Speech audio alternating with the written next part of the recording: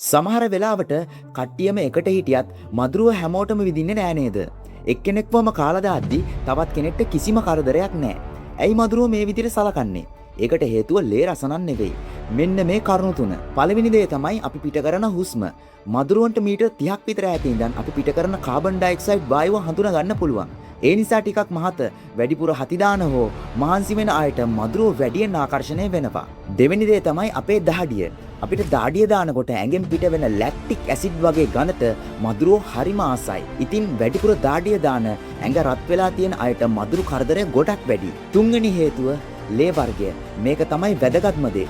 පරීක්ෂණ වලින් හොයාගෙන තියෙනවා ඕරුදිර ගණයේ තියෙන අයට මදුරුව විඳින්න තියෙන ඉඩකඩ ගොඩක් වැඩි කියලා. කොච්චර වැඩිද කියලා කියනවා නම් සාමාන්‍ය කෙනෙක් මදුරුව කන ප්‍රමාණයට වඩා දෙගුණයකින් විතර වැඩි කියලා තමයි පරීක්ෂකවරු කියන්නේ. ඉතින් ඔයාලගේ වැඩියෙන්ම මදුරුව කන යාළුවා මෙන්ෂන් කරන ගමන් පේජ් එකත් ෆලෝ පාරක් දාලා අනිත් අයටත් දැනගන්න වීඩියෝ එක ෂෙයා කරන්න.